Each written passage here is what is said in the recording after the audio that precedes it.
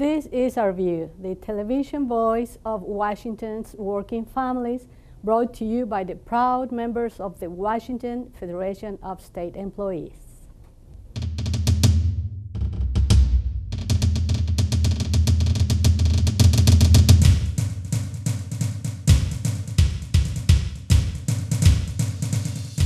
An intense tragedy recently experienced by a local labor leader was shared by all of us. The president of the Lakewood Police Guild is now working for laws to better protect our enforcement officers and will protect other public employees as well. Federation members appreciate President Brian Wurts for his leadership. You've got a highway worker on the road who's wearing blaze orange up and down. Maybe not every year, but constantly that's happening. Certainly they're out there, digging the trenches. Some of them in the mental health system, currently these bills that are going through will address some of these issues, where we're putting people who need to be in maximum security prisons. Mr. Zamora, for example, who killed 6 people, including a deputy sheriff, is now at Western State Hospital in a facility not designed for somebody like him. And now they're hiring police officers to kind of be around the whole perimeter. Well, we're putting those employees in a position, they haven't gone to the academy, they don't have defensive tactics training. They're mental health professionals that get attacked routinely. And what do you do with somebody who's declared incompetent already? He doesn't go to jail. We just had one stabbed in the face with a pen 2 days ago at that facility. I was thrown to the fire on November 29th in a place that I've never wanted to be when my guys were going down. Yes, I'm here. Yes, I'm here for my 4 fallen and in their memory, but we have wide-ranging issues that do cover a lot of state workers and a lot of the public just needs to understand the cream of the crop I keep talking about. These guys that we all know are real far dangerous people. We have to effectively deal with them in the mental health system and as they get to the criminal justice system. And it's not appropriate to just say, oh, well, they've said the right things and they're back on the street. So yeah, we're here for quite a few people. What was important to my guys the day that my officers were killed? What was important? Well, we all knew what was important before, and this brought it to the forefront again. There's cracks in the system in many different agencies, and the governor's been very supportive in today's bills. Those will fix a wide range of state workers, city workers, county workers, and there's going to be some national legislation. Washington citizens facing a medical emergency who don't speak English need the assistance of an interpreter. However, the Department of Social and Health Services wants to end the funding. The interpreters are saying yes to union to keep medical services open to everyone.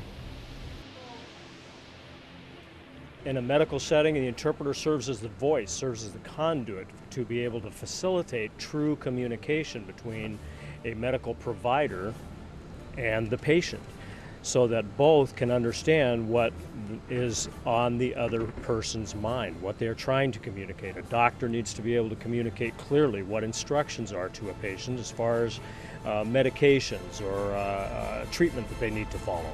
A patient needs to be able to communicate clearly to the medical provider what their symptoms are, what they're suffering, and what concerns that they have at the same time.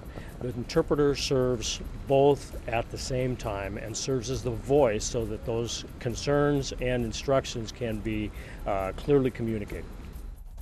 I feel very, very strongly. First of all, because I heard that our funding is going to be cut, maybe, and I feel this is absolutely unacceptable because last year interpreters served 250,000 people, and who is going to serve them in the future, how they are going to get medical help, how doctors are going to communicate with them. It will be extremely difficult, almost impossible. So I think it's very important to take care of these people. Someone has to take care of these people. Also, the system that we have right now is extremely inefficient. We have 2 middlemen, and the money that government pays to us, $59.88, only smaller part, less than half, comes to us, and the rest is kind of wasted, and this is also unacceptable, and this has to be taken care of.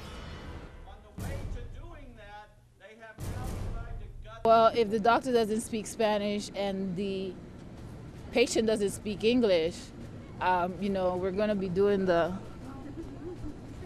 for people to understand that doesn't work. And so we need to be able to communicate efficiently, and also,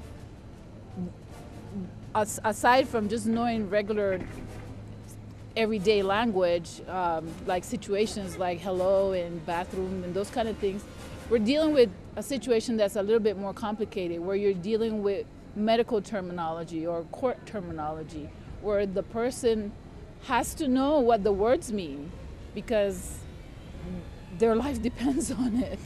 That's my issue. This whole thing doesn't make sense because people's lives depend on it. The innovation by state workers is saving thousands of dollars in highway maintenance funds.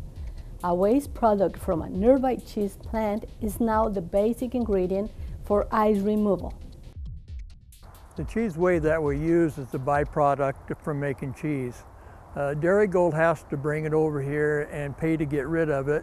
And when we found out that it was 5 to 7% salt and it's just basically water, we said, well, why can't we use that and save a little money for the state? They don't charge us anything for it, and they have an outlet for it here. They don't have to haul it all the way up to Seattle to get rid of it. Dairy Gold brings it in and we put it in tanks, and I run it through the brine machine as though it was just water. The only difference is it already has a little salt in it. Well, when we run it through the brine machine is all computerized. I set it for the different additives that I put in our product. So we had to come up with an additive that would make our salt brine less corrosive than salt. So we spent the next year and a half researching for some kind of a corrosive additive, and we finally got it. And our product now is 77% less corrosive than salt. In this process, financially, you might say, we've actually created a liquid chemical that's half the price of the bought-in chemical from the outside, and we manufacture that right here in Chehalis.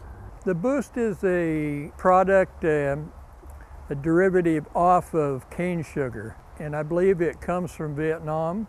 It's just a corrosion inhibitor and a sticker that helps the product stick to the road.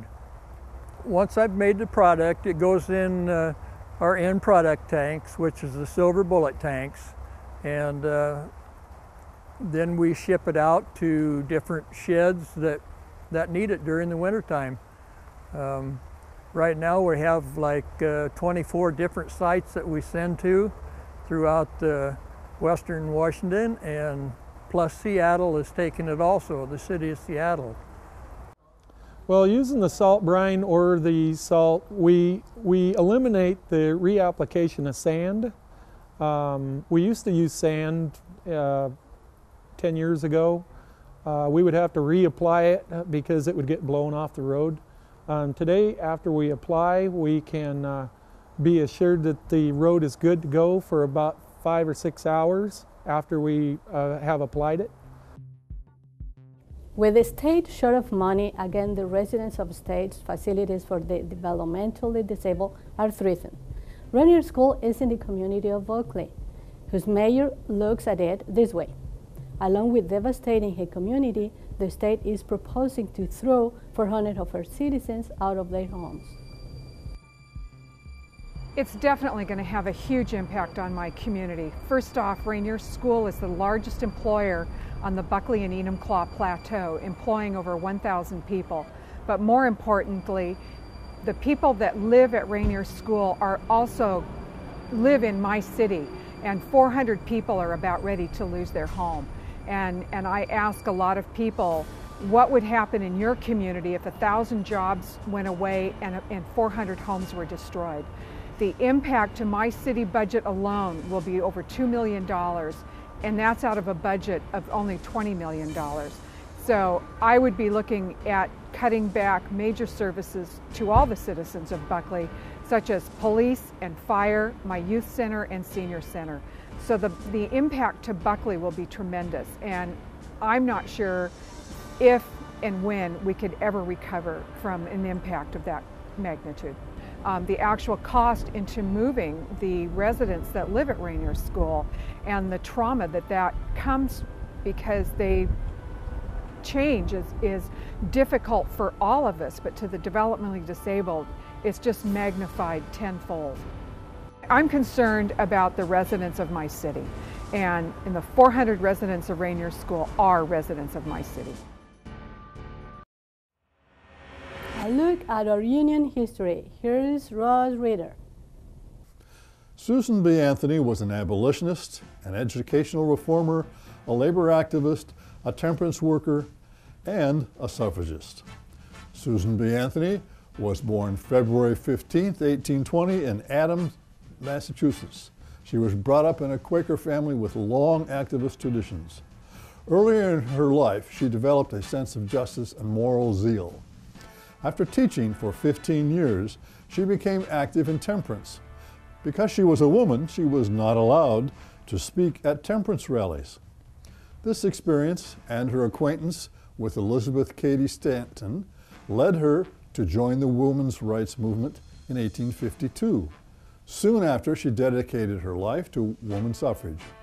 Ignoring opposition and abuse, Anthony traveled, lectured, and canvassed across the nation for the vote. From 1868 to 1870, Anthony was the publisher of the weekly paper, The Revolution, published in New York City. The motto of the paper was, "The True Republic, men, their rights, and nothing more. Women, their rights, and nothing less." Anthony used the Revolution as a vehicle in her crusade for equality, writing passionately about a variety of subjects relating to women's rights. Anthony made attempts to unite women in the labor movement with the suffragist cause, but with little success. Anthony inadvertently alienated the labor movement, not only because suffrage was seen as concern for the middle class rather than the working class, but because she openly encouraged women to achieve economic independence by entering the printing trades when male workers were on strike. Anthony was later expelled from the National Labor Union over this controversy. She also campaigned for the abolition of slavery, women's rights to their own property and earnings, and women's labor organizations. In 1900, Anthony persuaded the University of Rochester to finally admit women. Anthony, who never married, was aggressive and compassionate by nature. She had a keen mind and a great ability to inspire.